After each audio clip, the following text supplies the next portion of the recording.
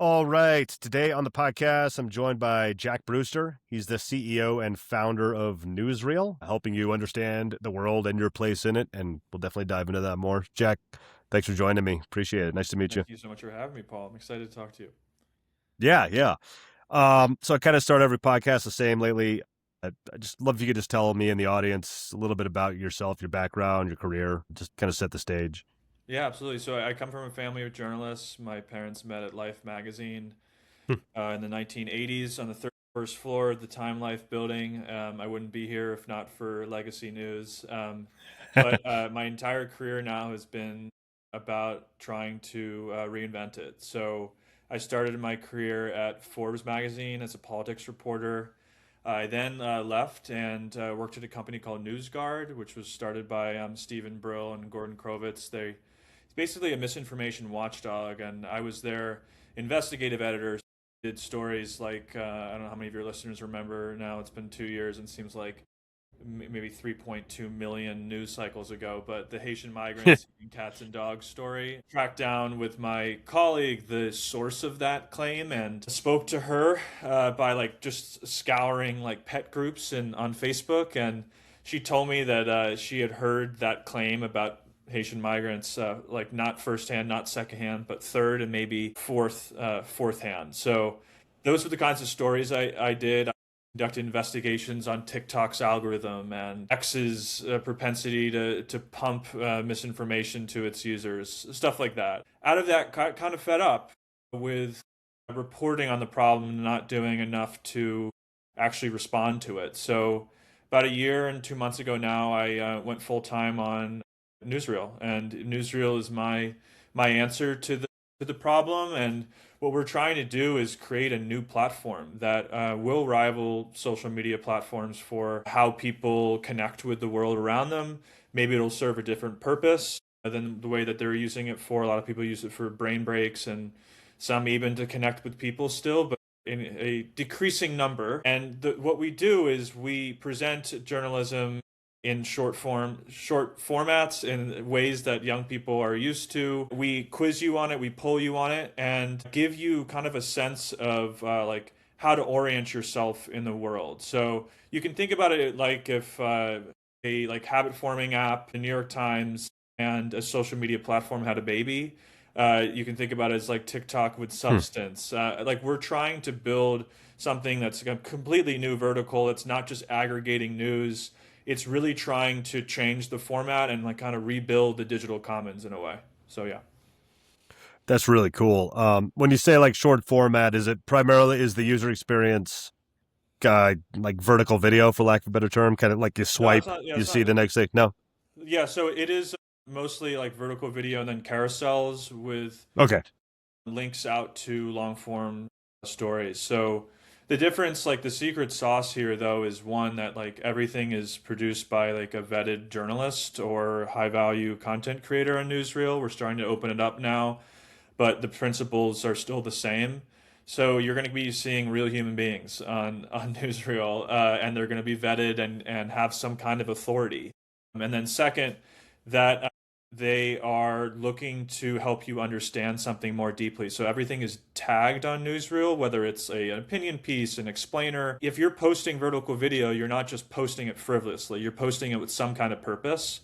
And then finally, that we are actually going to ask like every single reporter, or we call them newsreel contributor, to ask for a response from the reader. So a poll, a quiz question, an open-ended text box. They have to ask for some kind of response from the reader. So that's the way we're sort of differentiating ourselves from what's out there right now.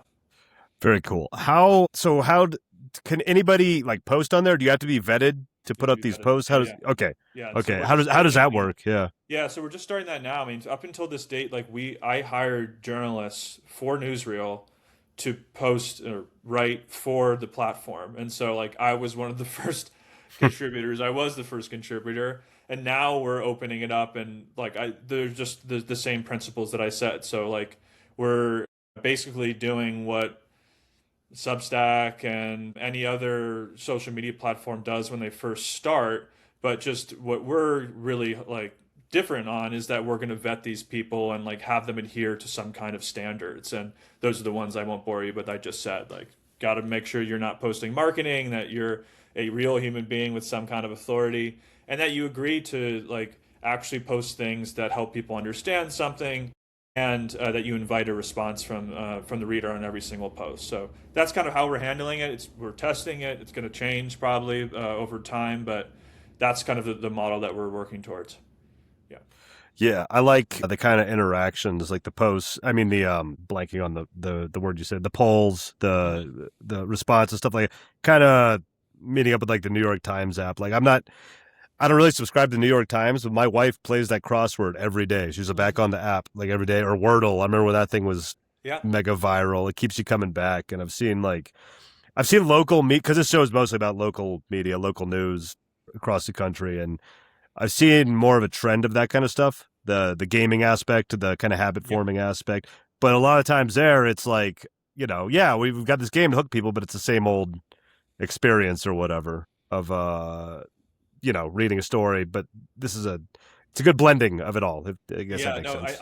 it's funny because I know I've heard some New York Times journalists have like jokingly quipped that like the Times is now a gaming company with a news like side like a side news gig, which is like a wild way to think about it, but it really is what's happening across the industry now. I mean, even like you see these new companies like Semaphore, most of their revenue is coming from events. So their Hmm. news division is almost like, I mean, I'm a journalist, so I know this is sacrilege even as I say it, but it's almost like marketing for their events. And that's a wild thing to sort of say, and even in 2026, but I think that's kind of what's been happening with the industry and just the way that these business models have developed. Yeah.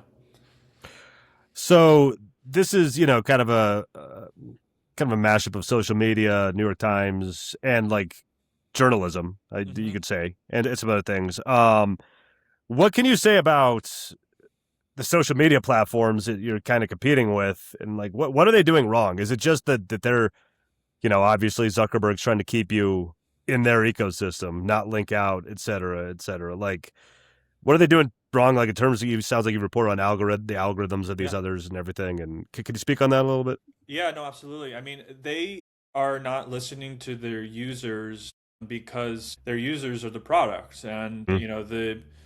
the way that this usually works is that the platforms, and this has been written about a lot, but like start off with offering something for free, and then they have to get some kind of return on that, and so Mm-hmm. the product becomes like crappier and crappier over time. And Yep.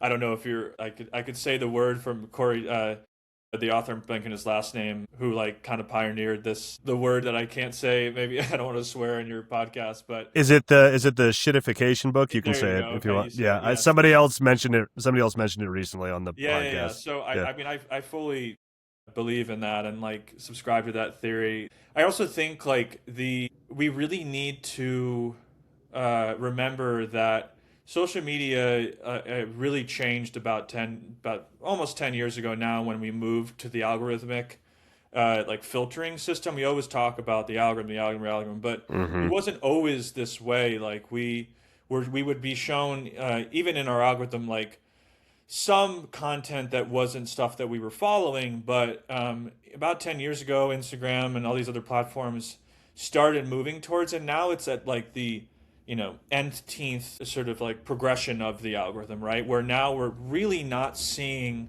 much content at all from people that we're following, our friends and our family. So social media really isn't social anymore. It's more of entertainment media or short form entertainment media. And that means that it's usually mostly celebrities and people and content creators that maximize attention, and that is an incredibly hostile environment for higher quality information that in some ways used to filter well through those pipelines that are just now are not at all right. Second thing is like we used to have like small little things that made social media better, like the blue check. It wasn't perfect, but it did give users on Twitter some knowledge about Mm-hmm. the tiers of information. So I knew that like if something was posted by somebody, they had some kind of standing to get there. It was kind of a random system. Like I got a blue check. I think I emailed like a random dude at Twitter that like one of my like journalism friends knew. And like he's like, yeah, like I'll see if I can get you. All right, here you go. Here's one. Like it wasn't a perfect system by any Right. means, but it did give you some kind of tiers. I mean, now you can just pay for it, and Like I $7, like $7 a month or something. You get yeah, a yeah, blue check, something like exactly, that. yeah, Yeah. and like so that's just completely gone. So it's really hostile environment right now for journalists on these platforms, even more than it used to be. And it also is a bad environment for people who use social media to understand the world around them more deeply. And increasingly, more and more people are doing so. So, that's sort of where I think there's an opening. The final thing I'll say is not only is social media not social anymore, but it's more and more produced by machines, right? I mean, like if you go on Twitter now, or X, sorry, like a quarter of my feed is about, people talking about making like fake AI influencers to pump your app to people on TikTok. Like Right. truly like that's like a quarter of my feed. Maybe that says something about like kind of like what I'm interested in. I'm just like fascinated by these people and I've reported on it, but it's everywhere. And if you go on TikTok, you'll see these people like these fake AI influencers getting like, tons and tons of views. And that's a big problem for not only the end user, but also the content creators, right? I mean, like, why would I continue to post on these platforms if I'm competing with AI like fake people? Hmm. It just doesn't make sense. Yeah. Yeah. Yeah. I think, local media folks listen to this and the people, public in general, haven't really, it's really obvious once you see it, but a lot of folks haven't caught on to the algorithmically driven piece of it. Mm, Like for example, I was telling you before we started recording that I used to produce podcasts for content creators, like influencers, people with big mhm, social followings. And I was working with a guy, a good friend of mine, a few years back, and he's like, "Paul, I have like 1 million followers. Like mm. none of them are seeing this." I'm like, the follower doesn't matter anymore, man. You No. gotta you gotta figure out the algorithm. The I think the founder of Patreon did like a TED talk a few years back called "The Death of the Follower," and it's Hmm. it's really good. Watch if you ever seen that. It's like doesn't matter No. anymore. TikTok came and broke the whole thing. It's just the endless scrolling basically, and Well, and it's what's happening now, right? I mean, you'll mhm. see content from a while ago, but the way to go viral is you have to be like capitalize on the now and be the most and fit your content for the algorithm, right? Yeah, your Yeah, following doesn't matter. I mean, imagine if yeah, like just imagine that world, right? Like where how far we've gotten from the newsstands. Like now, like I used to say like social media it was ridiculous because if I went to a newsstand 25 years ago, I was 4 years old by the way, so I wasn't going to a newsstand. But if I went to a newsstand 25 years ago, I would have an idea of like some of the outlets that I was seeing. I would know some information, right, and I could pick it right. out. Social media, I used to say, was like ridiculous in the sense that like you were using it to get your news and you had no idea. It's like going to the newsstand and not knowing any of the actual names that you're looking at. Like they're just in like in foreign language, and you have to try to pick out which kind of news source you want. But now it's like even far that knowledge doesn't even work anymore. It's like we're so far from that. It's like going to the newsstand and like it could be anyone in the world feeding you that piece of information for the day. Yep, And all that matters is just that that person cracked the code at that very perfect moment. And it could just be some yep, random dude, 5,000 miles away that you have no connection to, feeding you the knowledge to help you understand the world. The yep, worst part is that these platforms are profiting on it, right? And that they profit on these sort of perverse incentives that we've all agreed to. yep. Agreed. Couldn't have said it better myself. I wanted to ask you. So on the Newsreel site, I picked up on a line that said "built for habit, not burnout." Mm. Can you talk about that piece for a minute? The burnout, what you kind of mean by that, and what habit, not burnout means? Yeah. Yeah, I mean it's doom scrolling, right? I mean that's the Yep. one of like the phrases of the year I think last year. I mean it's like what it means is that we are maximizing for something different than what TikTok and Instagram are maximizing for. I mean, we they maximize for time spent, which means that they are going to try and keep you there as long as humanly possible, even if they run out of content and didn't have anything else to show you, they're going to keep showing you more. In Newsreel, like we are going to give you like stopping points. We're going to reward you for completion. I mean, our sort of North Star metric is not DAUs or daily active users. It's how many people per day are finishing a artifact, a story, a piece of content, because that it gives people some kind of sense of like grounding and completeness that I think is so missing in our hectic information environment. Even if I go to the New York Times now, right? They are pumping breaking news alerts at me all throughout the day. And their home screen is flipping constantly because they've had to compete with the rat race that is social Hmm. media, which is 24/7. I really think there's a way, there's an opening for something like Newsreel that gives you kind of gentle like stopping points that is not trying to maximize for time spent. And I think there's a reason why Substack is doing so well right now because they naturally just the sort of the format right with a newsletter that gives people a sense of completeness that Right. they feel like is lacking so much. Yeah, I'll sit down. I'm probably the generation above you. I'm a solid millennial. I'm Mhm. guessing you're Gen Z. I don't know where the breakdowns come, I'm barely but Gen I'll Z, like yeah, the Gen Z, yeah. yeah, but I'll sit down. Like I said, I'm a millennial. I don't use TikTok. I use Instagram Reels like a grown up is like the joke that you see on there. It's TikTok from 2 weeks ago, but I'll sit on there occasionally, unwind, and just flip through, and I never feel like rested or like that burnout feeling you're talking about. It just never ends. Yeah, And then I'm yeah. like, I feel so much more tired than when I started and like worn out, and it's just not a good feeling. No, It's it's just been awful. I mean, kind of yeah, it's like sitting in it's like going to the slot machines and expecting to feel like you've like that you're calmer and yeah, feel better after doing it. Nobody ever does, right? yeah, It's extractive. I mean, that's basically what Reels are. That's basically what TikTok is. It's just a slot machine. Yeah, yep, yep. yeah. So I've had some other folks on trying to do like kind of similar things, not exactly like social media things. And kind of one of my questions about it is from what I understand, I don't know the business model entirely. From what I understand, you probably need a certain d- density of people or like a scale, Mm. like scale in the terms of scaling up for it Hmm. to make an impact. Like, have you thought about what that is? And like, do you have a game plan for getting it out there to enough people? Because if it's just 10 people on there, or whatever the case may be, Yeah, it's not going to make a dent. But it's just curious about that. yeah. We've gone about creating network effect through schools. So we launched Hmm. like we're not publicly even listed on the App Store yet. We're technically in like soft launch phase. So you can download it by going directly to our site, but you can't get it on the App Store. And that was purposeful. We're gonna be launching like officially in about a month or so.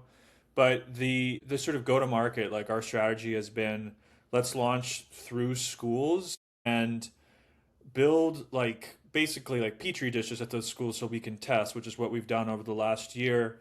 But then create that network effect on the schools. So if we get into classrooms through teachers assigning Newsreel, or we push it through, we have this huge ambassador fellowship network of students across both the US and Europe now, where they're sharing it with their friends, adding their friends onto the app.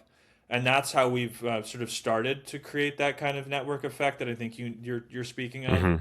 And then I think finally, like the last one is as we sort of start to add what we call contributors, so journalists, news outlets, and high value content creators, they're going to pull their audiences onto Newsreel. And I think, there's not a hard number where I think, oh, like we've got to that, to quote Malcolm Gladwell, like a tipping point. But I do think like we're already sort of seeing some of those network effects where it's like, oh, you know, there's like 150 Penn State students on Newsreel. Like I'm gonna join because my friends Mm-hmm. are on there. We're already seeing that, and that's because we've sort of started small with these sort of tightly packed ecosystems that are schools. There's no wonder that like Facebook started at the colleges. Like they're just perfect for launching apps like Newsreel.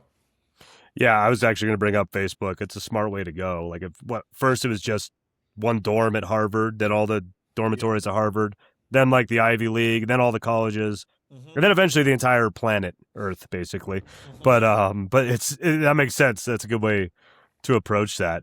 Um, I didn't have this in the prep, but now that we're talking about it, I'm curious. How does have you thought about like the business model? Like how does this stay sustainable? If you're not trying to, if you're not optimizing for daily active users like the other social media platforms or whatever.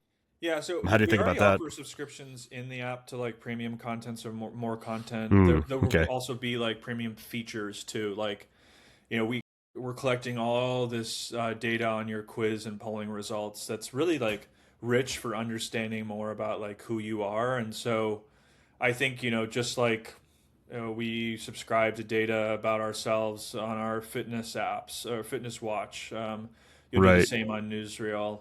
Second, like we're going to start piloting, like offering some level of subscriptions to the contributors that we're going to start to work with, the news outlets, the journalists, and the content creators. I think TikTok and Instagram do a really lousy job rewarding and sharing, some of the profits with the people that are posting on them.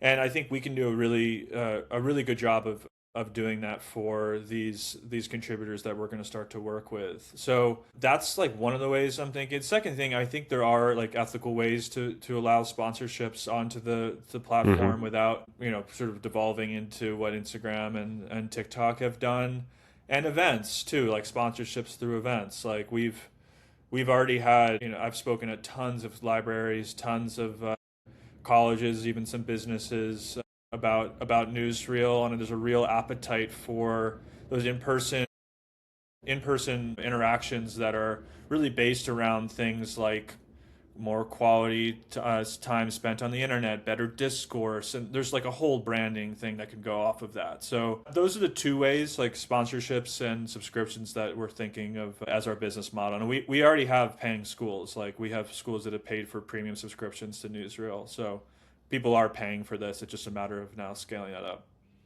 Very cool. Another question that comes to mind is this podcast is you've talked a lot about, legacy news media and Yep. journalism and everything. This podcast is pretty focused on local news, specifically because, it's been hit harder than Yeah. many. So like as this grows and spreads across the country, the world, what have you, are there any ways, like if I'm a local news publisher in, Montrose, Colorado, where I am, that Yep. you could like target it to the people that it's relevant to, like by zip code or something like that? How's that work? Yeah. Oh yeah. No, we're going to be. I mean, look, algorithms are not inherently bad. Neither is the printing press, right? Mm-hmm. These inventions can only be used for bad by the people who decide to use them for whatever means they want, right? Like Mm-hmm. I can do bad things with the printing press, and I can do good things with the printing press. I think you can do good things with an algorithm, and I think you can, if you build the right environment, you can use it to provide the kind of like local news that you're talking about, even in a system like what Newsreel's trying to build.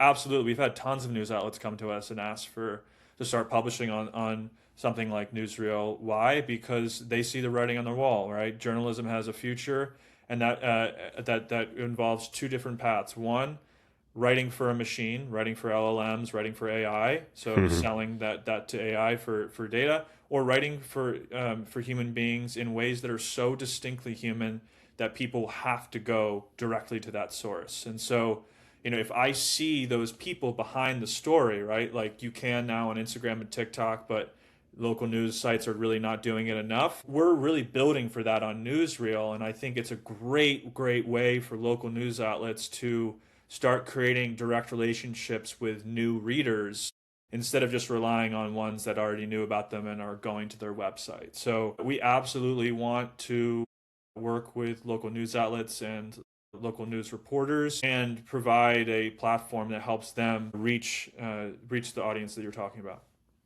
Cool. And that being said, you're in New York, right? Is that where the Yep. newsreel is kind of based out of? Yep. In And Brooklyn. you piloted in Brooklyn, okay? And you've partnered with some school districts and stuff. Where are you? Like, is it geographically based? Like, how large is Newsreel?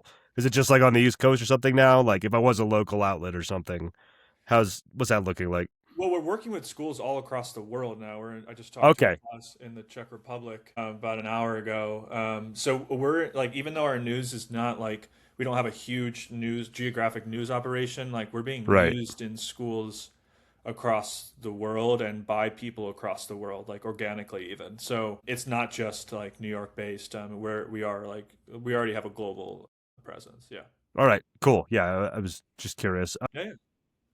Yeah. I think I've touched on everything I had on here. Super interesting project. Where can people find you? What do you want me to link to or Yeah, promote or anything like that? newsreel.co is a Yeah. great place to start. Like you can access the app there.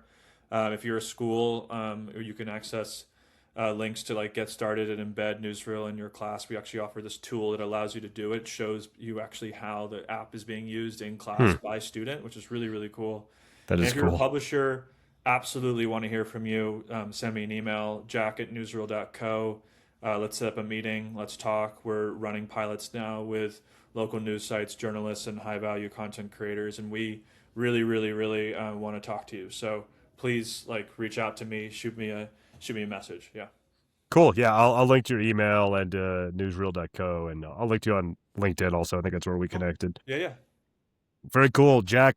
Thanks, man. Thanks for sharing this stuff. I'll probably think of like three more questions as soon as we're off the call, but that's what always happens. You're good. You're good. Thanks so But much, Paul. I appreciate it. yeah, thanks. Cool. You have a good day. Yeah. You too. Bye.